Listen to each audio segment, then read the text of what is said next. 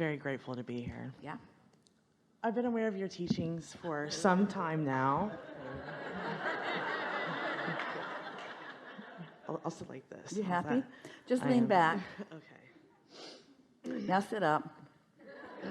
Don't let us control you. I trust you. You shouldn't. Make yourself happy. Okay. I feel good. Okay. I've been aware of your teachings for some time now, and I've manifested a lot of wonderful things into my life. I've recently been chasing a dream that I'm very passionate about, and in doing so... How does chasing a dream and being on the path of least resistance jive? Not too well. Sounds like the dream just keeps moving. It really is, and I know I'm doing that to myself. I'm stuck in this wobble right now where I'm trying to balance what I know to be real in thought and what I'm struggling with believing. And I've recognized that a lot of irrational old beliefs about money... Doesn't matter how irrational they are, if they're active, they're still in your way. And the only way that you can deactivate a belief is by activating another one. So don't try to deal with irrational beliefs. They just get bigger. And that's what this is all about. Right. So how do you close the gap? How do you make headway toward what you are wanting? By not needing to be there, by enjoying the process. In other words, you said chasing a dream, and we sort of made fun of that a bit, but since you never get it done, aren't you always moving in the direction of newfound desires, and isn't that a good thing? Yes, absolutely. So what's the problem with it? I'm hung up on resentment and envy of wealthy people. And well, resentment and envy, you're not hung up on resentment and envy. Resentment and envy are just your emotional translations of you're shooting yourself in the foot.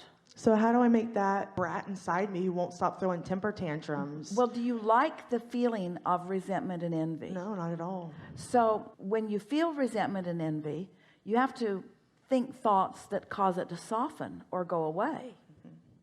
You have to be aware of what is causing the discord and doing something else until you develop some patterns that don't cause it anymore. Right.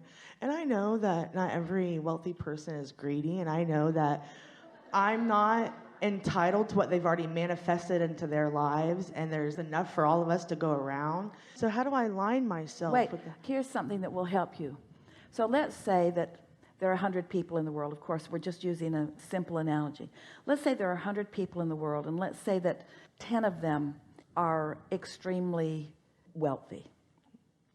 And so there's this pie that they are sharing, and 10 of them are getting a lot of the pie, and the other 90 are not getting very much of the pie. But the thing that you're not taking into consideration is that the 10 who are getting the big piece of the pie created the big piece of the pie. If they had not created the big piece of the pie, it wouldn't be there for them to get. Right. You see, the flawed premise is that somebody else put the pie there. And then the greedy and not greedy rushed in. And the greedy took more than their fair share. And the not greedy just didn't get their fair share. Right. But that's not the way it happened. Right. Nobody else put the pie there. The greedy put the pie there. Your interpretation of the greedy. Right. And so when you say there's enough for everybody, that isn't even an accurate way of saying it. It isn't that there's enough for everybody. It's that everybody gets what they create. So you've created a really, really extraordinary vibrational pie. But for that pie to become a reality, some of them let it become a reality, and some of them don't let it become a reality. And the ones who really don't let it become a reality are those that are resenting those who let it become a reality. You got to get this in context. In other words, I'm preventing myself from the pie I created by being mad at those who created a pie and let themselves get it. I'm not mad because they got my pie. I'm mad because they got their pie, and I'm not letting myself get my pie. Right. You're absolutely right.